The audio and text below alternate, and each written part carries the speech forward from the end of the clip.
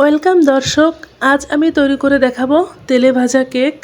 ঘন্টা ধরে বেক করার কোনো ঝামেলা নেই, 5 মিনিটে ভেজে নিলেই তৈরি হয়ে যাবে এই রকম সফট নরম তুলতুলে কেক।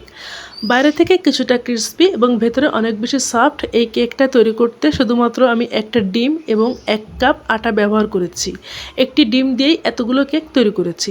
এজন্য শুরুতে আমি নিয়ে নিয়েছিলাম নর্মাল টেম্পারেচারের একটা ডিম এবং এর ভিতর দিচ্ছি 1/3 কাপ পরিমাণ চিনি।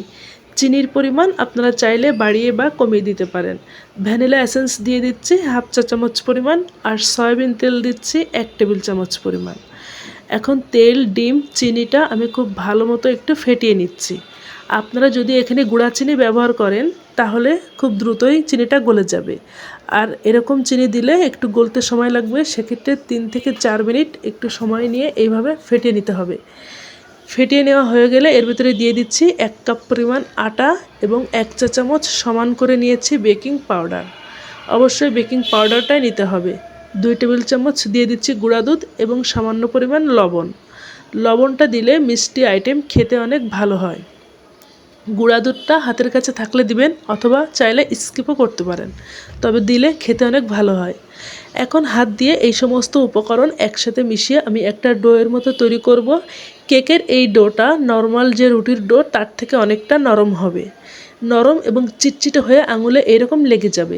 চিনি থেকে পানি ছাড়লে ডোটা আরও কিছুটা নরম হয়ে আসবে। এই ডোটা এর থেকে বেশি নরম হলেও সমস্যা নেই, তবে আপনাদের কাছে বেশি নরম মনে হলে কিছুটা আটা যোগ করতে পারেন। এখন আমি এগুলো ভেজে নেব। এজন্য হাতে কিছুটা তেল মেখে নিয়েছি এবং টেবিল চামচেও কিছুটা তেল মেখে নিয়েছি। এই চামচ দিয়ে নিব, এজন্য চামচে তেল মেখে নিয়েছি।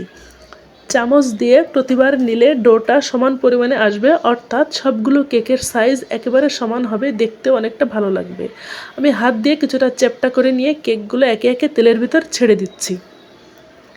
প্যানের তেলটা এই পর্যায়ে কিন্তু অনেক বেশি গরম নেই, হালকা গরম আছে।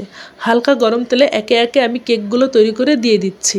লক্ষ্য করুন, কেকগুলো তেলের ভেতর ছাড়ার পর একেবারে অনেক বেশি ফেনা তৈরি হচ্ছে না। এতেই বোঝা যাচ্ছে তেলটা হালকা গরম আছে। এবং কেকগুলো দেওয়ার পর লক্ষ্য করুন, একে একে কেকগুলো ফুলে তেলের উপরে ভেসে উঠছে। এই কেকটা ভাজার পুরোটা সময় চুলার আঁচটা কিন্তু লো হিটে রাখতে হবে। অবশ্যই লো হিটে ভাজতে হবে, না হলে কেকের বাইরেটা পুড়ে যাবে। লো হিটে আমি কেকটা ভেজে নিয়েছি। যখন এইরকম ফুলে তেলের উপর ভেসে উঠেছে তখন চামচ দিয়ে উল্টে দিয়েছি। উল্টে পাল্টে আমি ভেজে নেব। এর ভিতর কেকটা ফুলে কিন্তু ডাবল হয়ে গিয়েছে এবং কেকের যখন এরকম সুন্দর একটা কালার চলে এসেছে তখন আমি তেল ঝরিয়ে তুলে নিচ্ছি। এই কেকটা খেতে এত বেশি মজার, বাচ্চারা এই তেলে ভাজা কেকটা খুবই পছন্দ করে।